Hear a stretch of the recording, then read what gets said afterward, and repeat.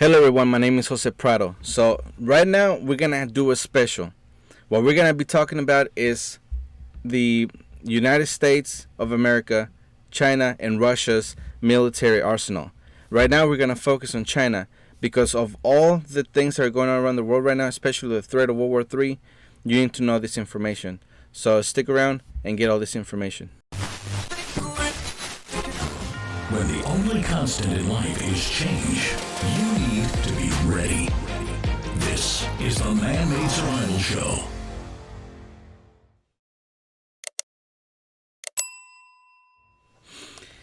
Hello everyone, my name is Jose Prado, Man-Made Survival. Thanks so much for coming back to the channel watching this video. Alright, so if you remember in the videos that we did when we talked about the possibility of going to war against China because of all the other, not all the other, but all the blaming that the Trump administration and other people are starting to give China. You know, they're blaming them. They're starting to say that since they kept quiet, that is like an act of war, and everything that China did, lied about the numbers, not releasing the data and everything, it's a possibility to go to war. You know, or that they did an act of war against the United States and really the entire world. And we also talked about how NATO, they're starting to keep their eye on China, and now they turn China into an enemy worthy of their attention.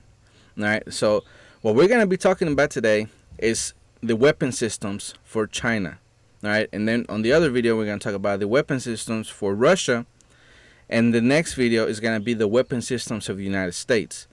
Because if we're going to go to war against Russia and China, then we need to know what they have in order for us to be able to prepare for whatever way they decide to attack us, if that day ever comes. And it looks like it might, because one of the other things that I shared with you in those podcasts was how the Russian Colonel Lunev, he was a defector from Russia. He came to the United States and told the American people what was Russia's plan, and that included Chinese involvement. And we're gonna get into this, and we're gonna see how China and Russia kind of working together for the eventuality of attacking the United States. All right, so let's get into this.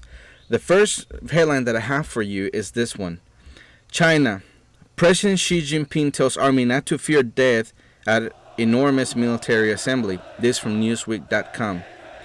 In January 2018, Xi told 7,000 heavily armed officers that soldiers stand in information that they should not fear hardship or death as they fight for their country's communist values. The in-person address was simultaneously broadcasted to 4,000 other military bases across the country, spanning China's Army, Navy, and Air Forces, who were ordered to watch Xi's address via live feed, according to the state-owned Xinhua news agency. During his speech, Xi encouraged the troops to enhance their military training and combat readiness, to grasp the capability to win battles. Commanders and personnel should firmly implement the decision and instruction by the CPC Central Committee and the Central Military Commission with a fighting spirit of fearing neither hardship nor death, Xi said. The military should also train hard in a scientific way, be brave to overcome difficulties and surpass opponents, and create an elite and powerful force that is always ready for the fight, capable of combating and sure to win in order to fulfill the task bestowed by the party and the people in the new era, he added. Alright, so Xi Jinping in January 2018, he told his Army, Navy, and Air Force to get ready for a fight, not to fear death, nor hardship, nothing. Alright, so that's just the military. I mean, people can say that Xi Jinping was just, trying to be a leader and address the army just to keep their spirits high. But also, it could be a sign the war is looming, because if China is gonna make their move against the United States, then they have to prepare a long time before it actually happens to have everything ready in place in order to do so. Of course, like any other military, like we do in the Middle East. When we send people there, There's long planning beforehand. So the next headline that I'm gonna get into is all the other, or not all the other, but all the equipment that they have. All right, so here's the next headline. All right, it says, "Wait, China has 2 hypersonic missiles." This from nationalinterest.org, and here's that video. China says its hypersonic aircraft test is a success. The South China Morning Post reports China has tested out a new hypersonic aircraft, the Starry Sky 2, which could one day be used to carry nuclear missiles. The hypersonic aircraft has a flatter, wedge-shaped fuselage and was launched by a multi-stage rocket into space in northwest China.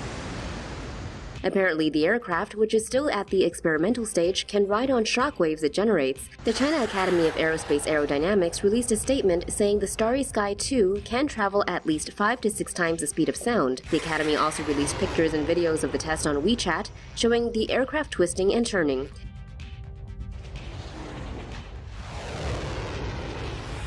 The aircraft then landed in a designated target zone. Zhou Chenming, a Beijing-based military analyst, told the South China Morning Post the aircraft may also have other military applications, adding there are still 3 to 5 years before the technology can be weaponized. All right, so China has 2, right? That they're saying that, they're testing, even though they've been testing it for a while.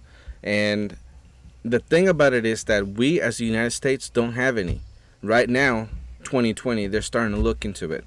All right, they're starting to come up with reports that they're testing systems and all that stuff.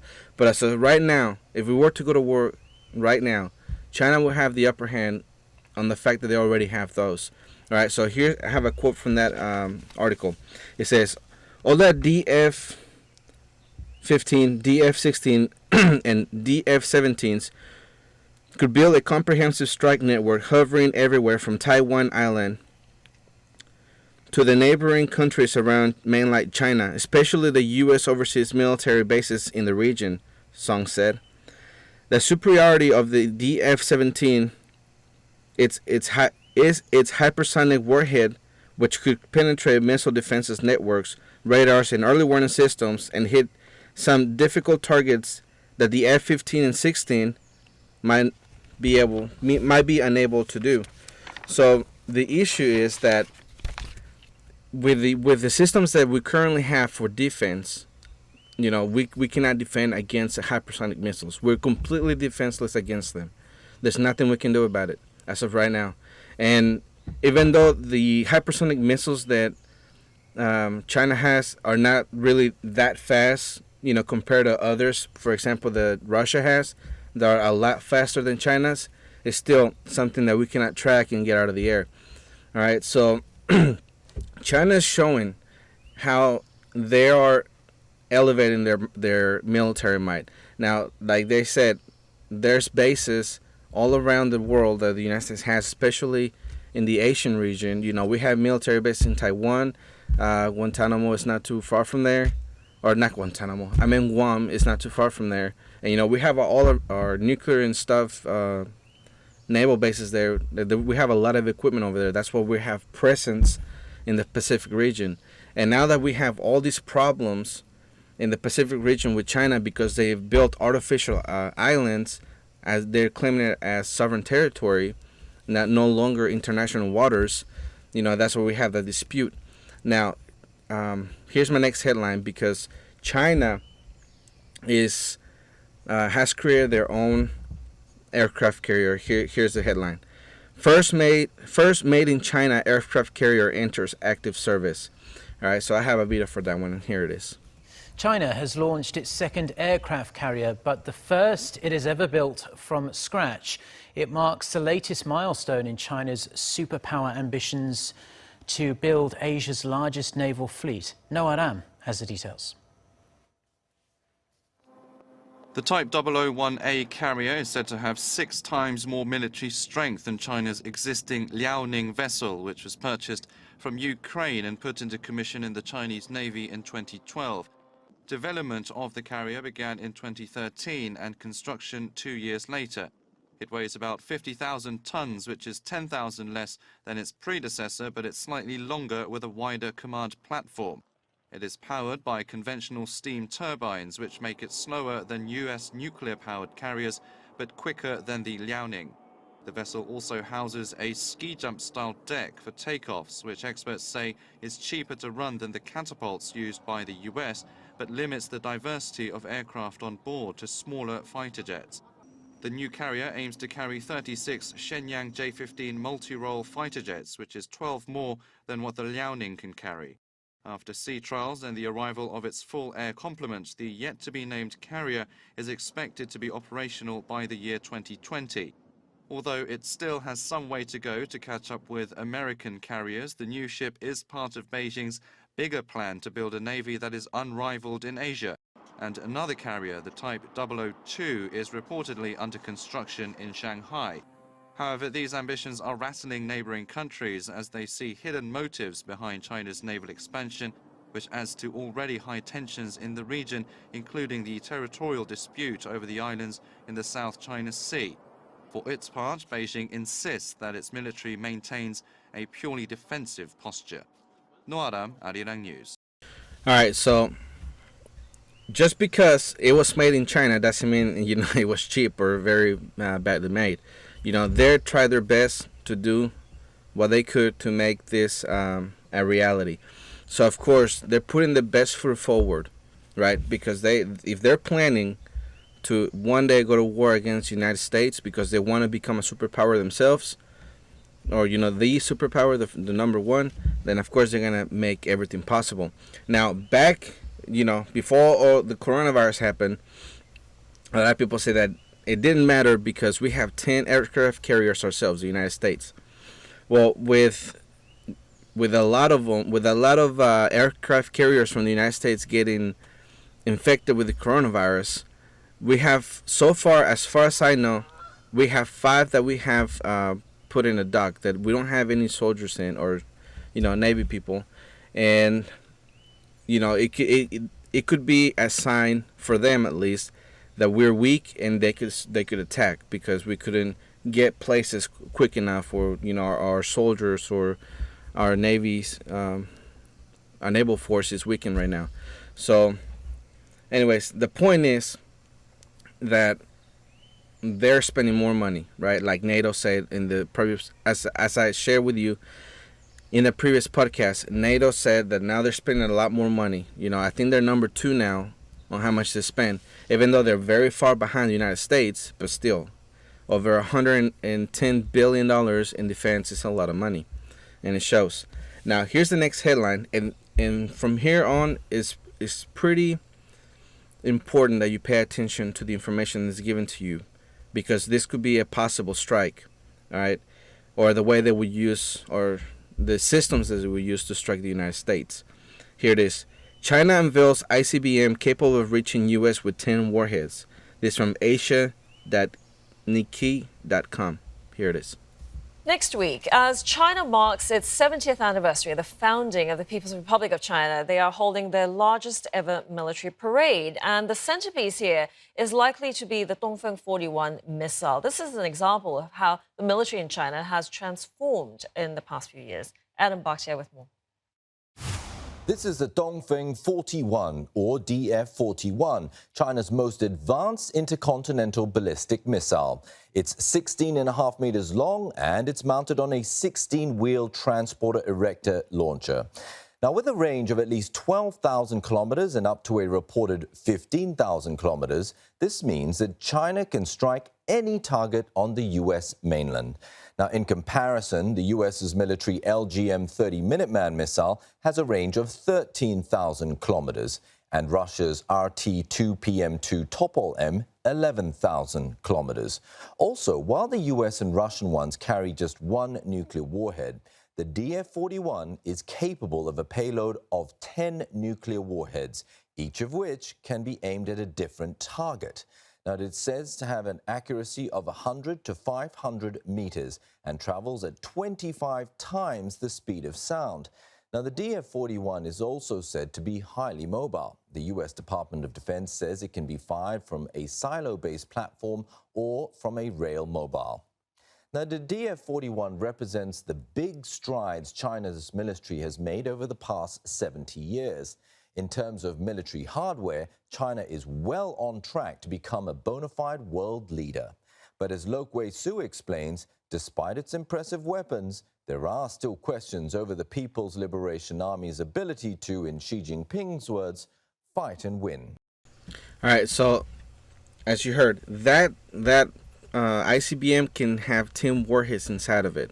Now, if you remember when we were having a lot of problems with North Korea at the beginning of Trump's presidency, it came out that if there was a barrage of attacks, or as far as ICBMs goes, that if they were to throw 10 at us, we probably could only get one out of the air, maybe. So that's something that you have to know, because a lot of people have a lot of faith in our systems, and I'm not saying we shouldn't, but we also should be realistic in thinking that something can come through and we can get hit. Now, of course, they're gonna try to attack the most populated areas. So if you live in a city, you need to have a plan to be able to get out of the city if something like that was to happen. Like I gave someone an advice, because they left on the comment section that they couldn't leave Los Angeles because their family didn't want to move out. All right, so I told him that if there's ever was a strike, that he needs to have a plan to be able to get out of there, and it's exactly the same thing that you need. Even if you live in a rural area, you won't. It doesn't mean that you won't be affected, but that's where you have to have a plan. All right. So the next thing that we could see in our skies, if there was ever an invasion in the United States, is the following. What's next for China's fifth-generation fighter jet? China's J-20 air superiority fighters could be developed into a stealthy strike and electronic attack jet. This from thediplomat.com, and we have a video for that one, and here it is.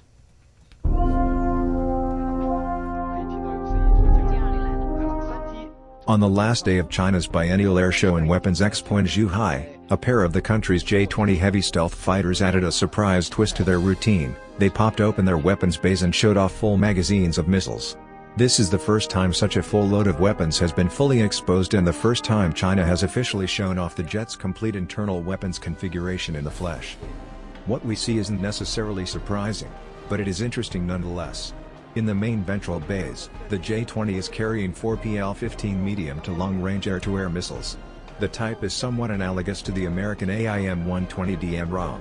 Speculation about what missile actually would hold the PL-15 designation has bounced around a lot, with very long-range missiles and those fitted with throttleable ramjets also potentially receiving the designation, but now it seems the PL-15 is indeed a dual-pulse motor and ESA-equipped missile with a similar profile as its predecessor PL-12.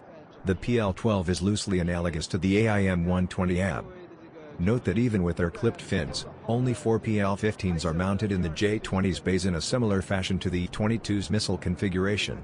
It isn't clear exactly what the launch mechanism for these missiles is based on these photos. A staggered arrangement with 6 PL-15s may be possible in the future by the looks of the bays, but this depends a lot on how the missiles are ejected from the bay itself. The F-22 uses a trapeze launcher system to chuck the missiles clear of the bay.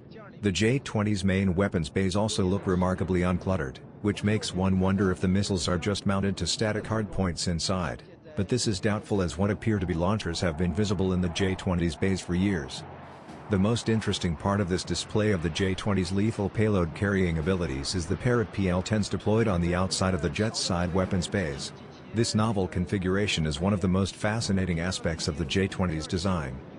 Able to reach out over a dozen miles or so, possibly substantially farther according to different assessments, this missile, combined with its ability to ride outside of the J-20's side bays, can be used as a silent assassin of sorts.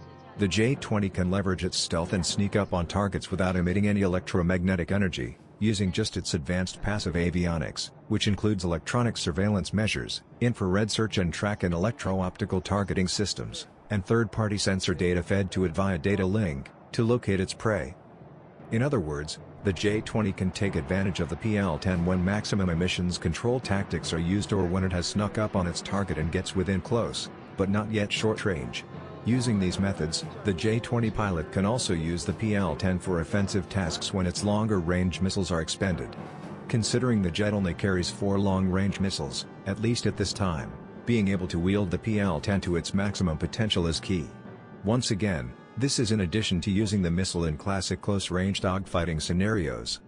Finally, an infrared-guided missile with decent range like this and the ability to hang outside the bay for prolonged periods of time is also a good fallback when fighting in heavy electronic warfare environments, as the missile's imaging infrared seeker is not impacted by electronic warfare tactics.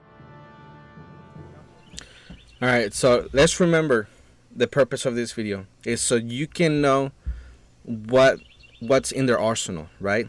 So if one day, the craziest day that we'll ever have in the United States, you see that ship flying in the sky, it's an enemy aircraft. So that's why you need to pay attention and remember what all of this looks like and the names of them and everything. So if you hear it, you know what it's talking about. All right, so the next headline that I have is the one that really worries me. All right, it's two out of these. There's two, the ICBM and the following we're going to talk about, which is the EMP. Here's that headline. China, Russia, building super EMP bombs for blackout warfare. This from freebeacon.com. All right, we also have a video, and we'll be right back. Newt Gingrich. Asked during the debate to name the security threats that worry him, Newt Gingrich lays out three scenarios: a weapon of mass destruction in an American city, a cyber attack, and something many have never heard of. Electromagnetic pulse attack, which would literally destroy the country's capacity to function. An electromagnetic pulse attack, or EMP. It's been the stuff of fiction on the Fox show 24. It's an EMP! But it's also a real threat, experts say, and it likely wouldn't look like that. An EMP attack, they say, is an intense burst of electromagnetic radiation. It can be triggered by detonating a nuclear weapon at high altitude, a weapon that could be launched by a rogue nation or a terrorist group with access to it. Detonated low to the ground, atomic weapons have a devastating physical shock. But detonated miles up in the atmosphere, experts say, the main impact is electrical, energy that doesn't kill people but spreads like lightning, striking any electrical grid or circuitry, feeding into them, burning them out. Whole cities could go dark. Security analyst James Carafano has written about EMP attacks. In one single event, what could be disabled? If you had a large-scale EMP event in the United States, everything would be disabled, because even things that weren't knocked out, let's say your car, which might be okay, but the electrical grid's going to be gone. There's going to be no way to do traffic lights. There's going to be no way to land ships. There's no way to get fuel to the gas stations to refuel your car. And if you got them there, the gas pumps wouldn't work. Think of this fictional attack in the movie Ocean's 11. We demonstrated electromagnetic interference on a much smaller, less threatening scale at the University of Maryland, showing how magnetic fields from some electronic devices often interfere with other devices. You hear this ringing behind me? We're showing you what electromagnetic interference is. Say this television is a car. The car's function is rolling along normally. Here's a cell phone ringing. When it gets close to that, you can see how the audio of the television signal changes. You can hear the interference. That's essentially, it's interfering with the car's function. But with a large-scale EMP attack, experts say, computers would fail, telecommunications cut off, bank accounts inaccessible. They say that's because the transformers that power many electrical grids take a long time to manufacture and transport. And with transportation knocked out by the attack, that prolongs the isolation. Brian Todd, CNN, Washington. All right, so that's why I said the EMP would be the most devastating attack that we would ever receive. Now, if you remember on the previous podcast, I said that China and Russia have a plan to eventually invade the United States. That they would send businessmen, scientists, and tourists that suddenly would turn into soldiers. Now, if they were to detonate an EMP, for one, there would be a lot of confusion in the United States. But then suddenly we start seeing attacks and things flying in, and then flashes of light going everywhere because of explosions. And that is why it's important for you to know this information. Now, let's say they only detonate that, and they didn't attack, they didn't do anything else. Just that by itself, all right, it would create such havoc in the United States that the EMP Congressional Commission estimates that about 80 to 90% of the United States would perish just out of that, because of the people who are in ventilators, or they have some type of medical machine that keeps them alive. The food supply chain would absolutely collapse. If you think we're having problems with the supply chain right now, then nothing's happening. The virus, because of lockdowns. Imagine an EMP blowing up in the sky. And so those are the things you have to consider in your plan. It's several scenarios they have to plan for. EMP has to be on the top, all right, because it could be an EMP and then a nuclear explosion. It could be an EMP, a nuclear explosion, and then a food attack. I mean, there's several ways they can go about this. All right, so here's what the article also says. Several nations, including China and Russia, are building powerful nuclear bombs designed to produce super electronic pulses, or EMP, waves capable of devastating all electronics, from computers to electric grids, for hundreds of miles, according to newly released congressional study. A report by the now defunct Commission to Assess the Threat to the United States from EMP Attack for the first time revealed details on how nuclear EMP weapons are integrated into the military doctrines of China, Russia, North Korea, and Iran. So pretty much what they're saying is that they believe so much in EMPs that was probably going to be the first sucker punch, and then they'll do the rest of it. It says, potential adversaries understand that millions could die from the long-term collateral effects of EMP and cyber attacks that cause protracted blackout of national electric grid and other life-sustaining critical infrastructure. Like I said, people, the healthcare system, the food supply chain, trucks won't go anywhere because cars will not work.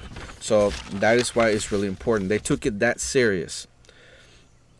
Quote, a single nuclear weapon can potentially make an EMP attack against a target the size of North America, the report said.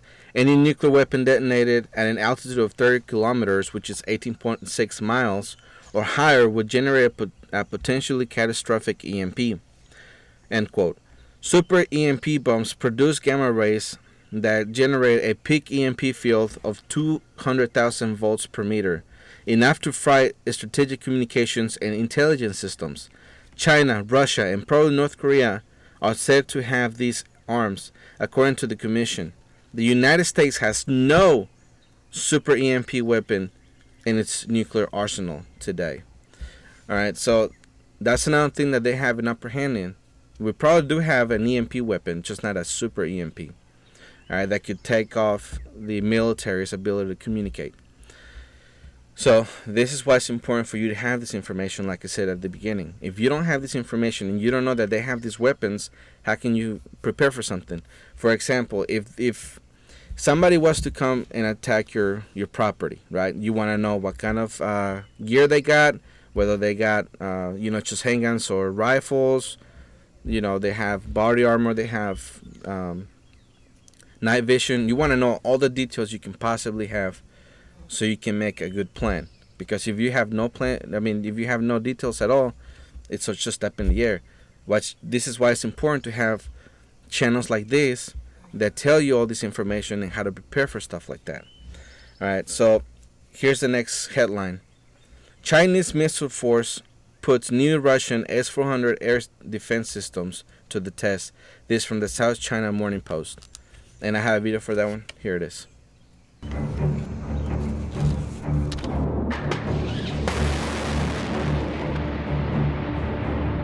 China has successfully tested the advanced S-400 air defense system imported from Russia, for which India also signed up recently despite concerns over threat of sanctions from the U.S. It was the first time the People's Liberation Army tested the system since it received the last shipments of the weaponry from Russia in July under a $3 billion contract signed in 2015. China's People's Liberation Army Rocket Force last month tested the S-400 Trinity defense system, successfully shooting down a simulated ballistic target almost 250 km away and moving at the supersonic speed of 3 km per second, Hong Kong-based South China Morning Post reported on Thursday, quoting Russian media reports. Details of the location of the test have not been disclosed. India signed a $5 billion deal with Russia to buy the same system in October this year, despite concerns over threat of sanctions under the Countering America's Adversaries Through Sanctions Act instituted by the U.S. Congress on arms purchases from Russia. India wants the long-range missile systems to tighten its air defense mechanism, particularly along the 3,488 km long border with China. S-400 is known as Russia's most advanced long-range surface-to-air missile defense system. China was the first foreign buyer to seal a government-to-government deal with Russia in 2014 to procure the lethal missile system. Moscow has already started delivery of an undisclosed number of the S-400 missile systems to Beijing. Russia says the S-400 is a cutting-edge air defense system that can detect and shoot down targets including ballistic missiles, enemy jets and drones up to 600 km away at an altitude between 10 meters and 27 kilometers. The system can simultaneously shell 36 targets moving at a speed of up to 4,800 meters per second with 72 ground-to-air missiles. Commenting on China's first test, Beijing-based military expert Li Ji said the reports showed that Moscow wanted to underscore the relationship at a time when the U.S. was at loggerheads with both Russia and China. All right, so that goes to show, right, that China and Russia are partners. They are partners out in the open and behind doors. So they share intelligence, and they're even sharing their nuclear weapons and their defense systems and everything. Now, Russia's S-400 is a very advanced system. It's very advanced that the United States, don't like it very much. And every time Russia puts it somewhere, they know not to mess with it. Is that good? So, out of all of this discussion, we gotta think, what are each individual country doing to prepare their people, right? So this is what China is doing. China advised if a nuclear weapon attack from neighboring North Korea. China advised if a nuclear attack from neighboring North Korea, duck and run. This from usatoday.com. China's advice if a nuclear attack from neighboring North Korea, duck and run. This from usatoday.com. The Chinese government has offered advice to its citizens along the border with North Korea in case of a nuclear attack. Duck and run for cover. People in this frontier town fear they could be caught in the middle of a nuclear standoff between the United States and North Korea if Pyongyang were to step up its nuclear and missile tests that could reach the U.S. mainland. The concern ran so high the Chinese ruling Communist Party made a rare move to hammer home the risk of nuclear war and have to possibly survive. The state-owned newspaper here ran a full page of advice and include illustration resembling comic strips to help get the message across. Quote, "Don't look toward the blast and move quick. In 2 seconds, look for a physical barrier to hide behind," the newspaper warned in December. "Jump into a river or lake and dive under the water." All right, so at least the government or the Chinese government is giving some advice to their citizens. It may not be very good advice, but still, at least it's something. And we're gonna explore what each country, as far as China, Russia, and the United States is concerned, what are they doing to prepare the people for the eventuality of a nuclear attack or a nuclear war in their country, So what I want to leave off things with is the next video that I have, and it's for the TV show Jericho. If you've never seen it, it talks about what would happen if a nuclear attack happened here in the United States. Here's that video.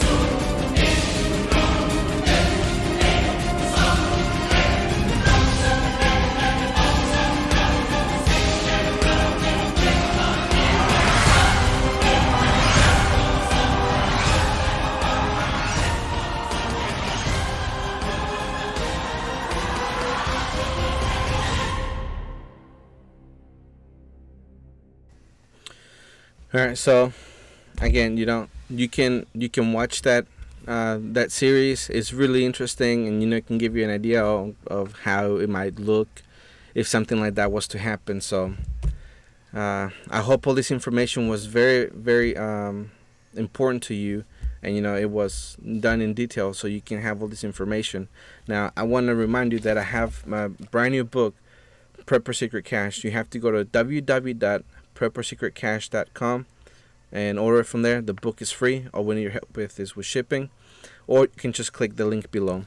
So remember to like and share this video with your friends and family so they can also know what kind of arsenal China has and that they can use against us. So again, my name is Jose Prado, always ready.